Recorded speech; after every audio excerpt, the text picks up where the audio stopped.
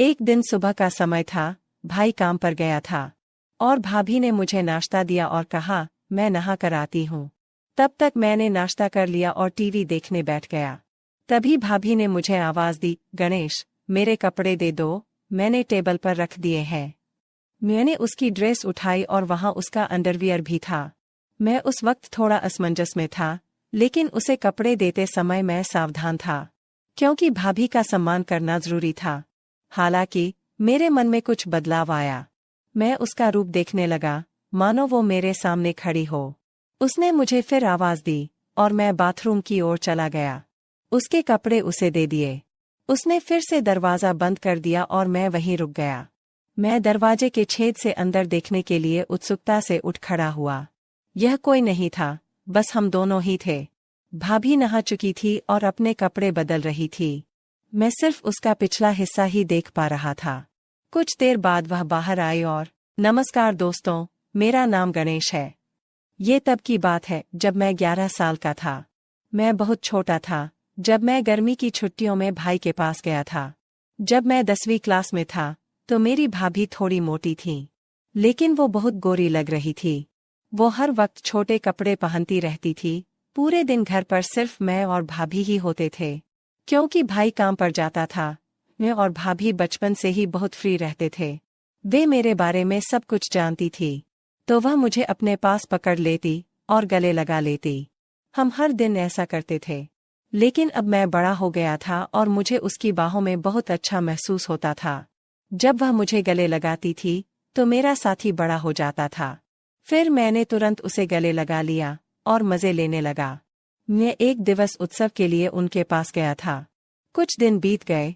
एक दिन सुबह हो गई।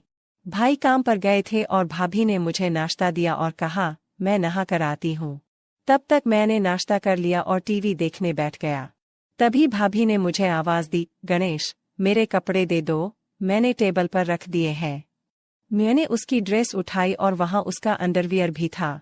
मैं उस वक्त थोड़ा असमंजस में था, लेकिन उसे कपड़े देते समय मैं सावधान था, क्योंकि भाभी का सम्मान करना जरूरी था। हालांकि मेरे मन में कुछ बदलाव आया था। मैं उसका रूप देखने लगा, मानो वो मेरे सामने खड़ी हो। उसने मुझे वापस बुलाया और मैं बाथरूम की ओर चला गया। उसके कपड़े उसे दे दिए। उसने फिर दरवाजा बंद कर दिया और मैं वहीं रुक गया। मैं दरवाजे की दरार से अंदर देखने के लिए उत्सुकता से उठ खड़ा हुआ। वह कोई नहीं था, बस हम दोनों ही थे। भाभी नहा रही थी और अपने कपड़े बदल रही थी। मैं सिर्फ उसका पिछला हिस्सा ही देख पा रहा था। कुछ क्षण बाद वह बाहर आई और मुझसे बोली, गणेश, तुम भी नहा लो। मैं तुरंत वहां से निकला और नहाने लगा। अंदर भाभी का अंडरवियर लटका हुआ था। मैंने उसे हाथ में ले लिया और उसकी महक में खो गया। नहाने के बाद कमर पर तौलिया लपेटकर बाहर आया और बोला, भाभी, मेरे कपड़े दे दो। भाभी ने मुझे कपड़े दिए और मैं जल्दी से कपड़े पहनकर तैयार होकर रसोई में चला गया। भाई काम पर जा रहे थे। भाभी रसोई में दोपहर का खाना बना रही थी। जब मैं वहां पहुंचा तो उसने मुझे गले लगा लिया। उस वक्त मैं उसके करीब रहकर खुश था। मेरे मन में कहीं न कहीं ऐसा होने लगा। मैंने उससे पूछा, क्या मैं कोई मदद कर सकता हूँ? उसने उत्तर दिया, नहीं, तुम यहीं चुपचाप बैठे रहो। फिर वह बातें करती, हंसती खेलती, खाना बनाती। दोपहर के भोजन के बाद हम बिस्तर पर चले गए। भाभी चादर ओढ़कर सो गई और बोली, गणेश, तुम भी मेरे साथ सो जाओ, मैं आज बहुत थक गई हूँ। उसकी आवाज में कुछ खास था और उस पल कई सवाल खड़े हो गए। वो बोली, बदन भी बहुत दर्द कर रहा है। मैंने तुरंत भाभी से पूछा, क्या मैं आपके शरीर को दबा सकता हूँ, अगर आपको कोई दिक्कत नहीं है तो? उसने नहीं कहा। मैंने फिर पूछा। मैं उसके पीछे पड़ा और बोला, भाभी बोलो, दर्द हो रहा है तो दबा दूं? उसने कहा, ठीक है। मैं धीरे धीरे उसके पैर दबाने लगा। उसके घुटनों तक पहुंचकर मैं रुका और अब उसकी वह चीज दिख रही थी। मैंने उससे पूछा, भाभी ऊपर भी दबाना है क्या?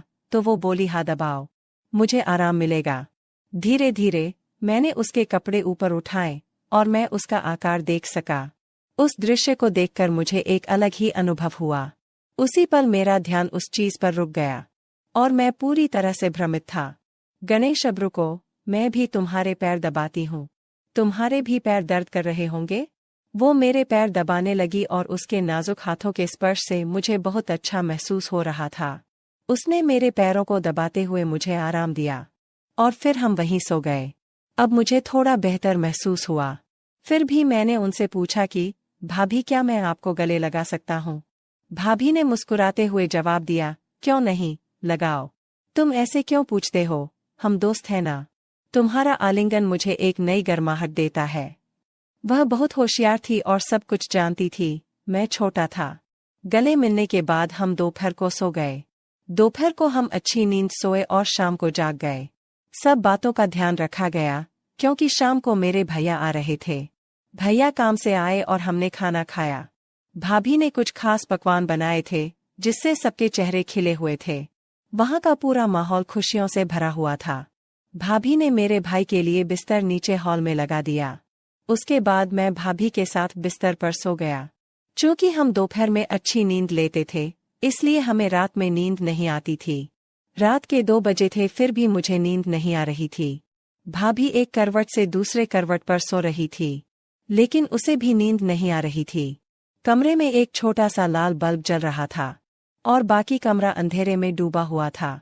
उस शांत वातावरण में हमारे मन में विचारों की लहरें दौड़ रही थीं।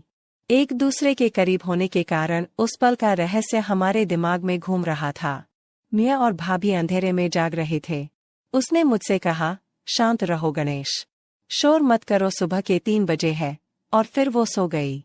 सुबह हम देर से उठे। भैया उसे जगाने आए और बोले, जल्दी उठो, मैं काम पर जा रहा हूँ।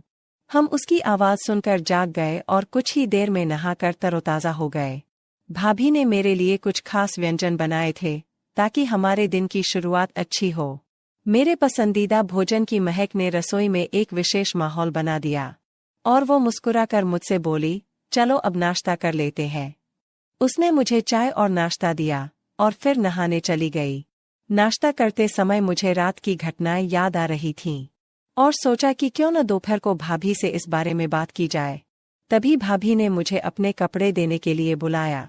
मैं उसके पास कपड़े ले गया और हमेशा की तरह दरवाजे की दरार से उसे कपड़े बदलते हुए देखा। नहाने के बाद भाभी खाना बना रही थी। मैंने उससे पूछा, भाभी खाना हुआ क्या? उन्होंने जवाब दिया, हाँ, थोड़ा सा बाकी है। फिर हमने खाना खाया और आराम करने के लिए बिस्तर पर चले गए। मैं और भाभी एक ही चादर में सो गए। उसने मुझे गले लगाया, मैंने भी उसे कसकर गले लगाया। मैंने भाभी की तरह उसकी तरफ देखा और कहा, क्या मैं एक पूछ सकता हूँ? उसने सोचते हुए कहा, पूछो। मैंने आगे कहा, भाभी, रात को पति पत्नी क्या करते हैं? भाभी ने मुस्कुराकर जवाब दिया, कुछ नहीं करते। फिर बोली, पति पत्नी जो करते हैं वही करते हैं। जब तुम बड़े हो जाओगे या शादी कर लोगे तब तुम्हें समझ आएगा। लेकिन फिर भी तुम्हें बताती हूँ, पति और पत्नियां वही करते हैं जो जानवर करते हैं। उस दिन कुत्ता और कुतिया जो करते थे वैसा ही पति पत्नी करते हैं। मैंने उनसे पूछा, अरे भाभी, ये क्या सिर्फ पति पत्नी के लिए है? उसने जवाब दिया, नहीं, कोई भी कर सकता है, लेकिन इसे निजी रखना महत्वपूर्ण है। यह एक रहस्य है, अगर किसी को पता चल गया तो बड़ी बदनामी हो सकती है। मैंने थोड़ा आश्चर्य से पूछा, क्या ऐसा हो सकता है? उसके बाद मैंने विषय बदलते हुए कहा, भाभी, क्या आज हम कोई नई चीज कर सकते हैं?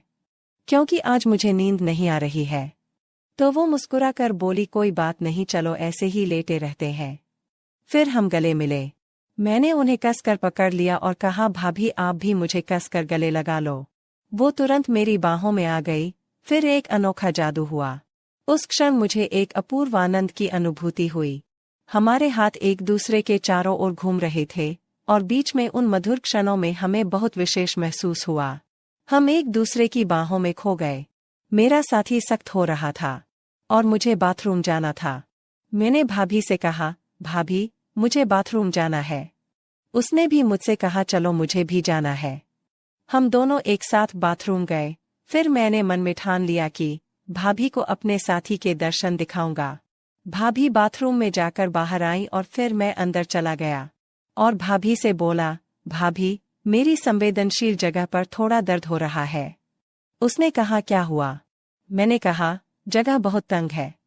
वो बोली, ठीक है, दिखाओ। मैंने तुरंत चेन नीचे कर दी और अपने साथी को दिखाया। वो बोली, कहाँ दर्द होता है? मैंने कहा, आगे हल्की सी जलन होती है। उसने कहा, अरे तुमने मिर्च खाई थी क्या? फिर वो तेल लेकर आई और बोली, इसे लगाओ।